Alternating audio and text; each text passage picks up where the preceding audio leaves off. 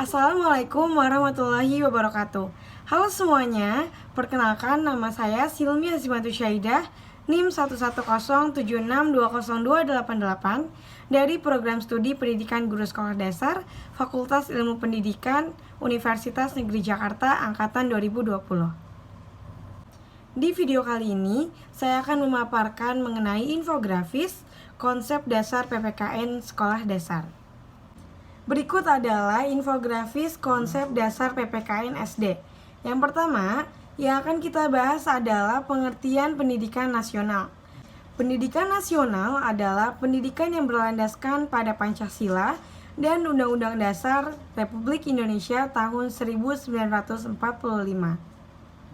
yang berakar pada nilai-nilai agama, kebudayaan nasional Indonesia, dan tanggap terhadap tuntutan perubahan zaman. Adapun tujuan dari pendidikan nasional yaitu untuk mengembangkan potensi peserta didik agar menjadi manusia yang bertakwa kepada Tuhan Yang Maha Esa, memiliki kecakapan, kreatif, mandiri, sehat, berilmu, berakhlak mulia, dan tentunya bisa menjadi warga negara yang demokratis dan bertanggung jawab. Selanjutnya adalah pendidikan menurut Bapak Ki Hajar Dewantara. Pendidikan menurut Bapak Ki Hajar Dewantara yaitu tuntunan di dalam hidup tumbuhnya anak-anak. Adapun maksudnya, pendidikan adalah menuntun segala kekuatan kodrat yang ada pada anak-anak agar mereka sebagai manusia dan anggota masyarakat dapat mencapai keselamatan dan kebahagiaan yang setinggi-tingginya. Selanjutnya, Bapak Ki Hajar Dewantara juga memberikan amanat dan prinsip dasar kepada guru-guru di Indonesia. Yang pertama adalah I Ngarso Suntuludo, yang berarti di depan atau pimpinan harus memberi teladan. Pendidik harus membimbing dan mengarahkan agar tujuan pembelajaran yang dipelajari siswa benar dan tepat. Yang kedua, Ing Madyo Mangun Karso, yang bermakna di tengah memberi bimbingan. Di tengah-tengah atau di antara seseorang bisa menciptakan prakarsa dan ide. Seorang guru memiliki peranan penting untuk menstimulus siswa agar terciptanya prakarsa dan ide di dalam proses pembelajaran. Selanjutnya adalah Tutwuri Handayani, yang mengandung arti di belakang memberi dorongan. Dalam proses pembelajaran, seorang guru harus memberi dorongan kepada siswanya untuk selalu belajar dengan tuntas dan maju secara berkelanjutan untuk menuju kehidupan yang sukses. Jika disatukan, kalimat tersebut akan menjadi I Ngarso Suntuludo Ing Madyo Mangun Karso Tutwuri Handayani. Berikutnya adalah sejarah kurikulum di Indonesia. Kurikulum pertama yaitu kurikulum dari tahun 1947. Kurikulum ini merupakan kurikulum pertama sejak Indonesia merdeka. Perubahan arah pendidikan lebih bersifat politis. Saat itu mulai ditetapkan Pancasila sebagai asas pendidikan. Kurikulum ini juga sering disebut dengan Rencana Pelajaran 1947.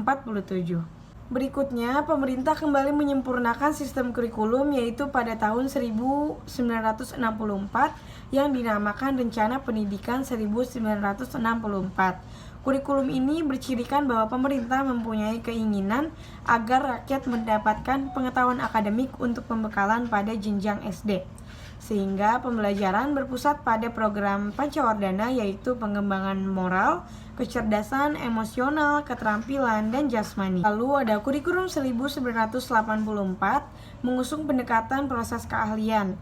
Dan kurikulum ini sering disebut dengan kurikulum 1975 disempurnakan. Posisi siswa ditempatkan sebagai subjek belajar. Selanjutnya adalah pelopor pengembangan tumbuh kembang peserta didik, yaitu ada olah rasa, olah karsa, olah hati, dan olahraga. Karakter di sekolah dilaksanakan dengan menanamkan 18 nilai moral menjadi 5 nilai karakter utama, yaitu religius, nasionalis, mandiri, integritas, serta gotong royong. Pembahasan selanjutnya adalah profil pelajar Pancasila. Yang pertama yaitu beriman, bertakwa kepada Tuhan Yang Maha Esa, dan berakhlak mulia. Ia memahami ajaran agama dan kepercayaannya, serta menerapkan pemahaman tersebut dalam kehidupannya sehari-hari. Yang kedua adalah kreatif. Pelajar yang kreatif mampu memodifikasi dan menghasilkan sesuatu yang orisinal, bermakna, bermanfaat, dan berdampak. Lalu yang ketiga adalah gotong royong. Pelajar Indonesia memiliki kemampuan bergotong royong, yaitu kemampuan untuk melakukan kegiatan secara bersama-sama dengan sukarela agar kegiatan yang dikerjakan dapat berjalan dengan lancar. Yang keempat yaitu mandiri.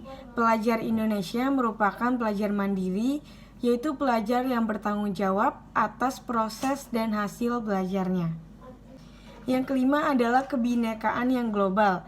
Pelajar Indonesia mempertahankan budaya luhur, lokalitas, dan identitasnya dengan tetap berpikiran terbuka dalam interaksi dengan budaya lain.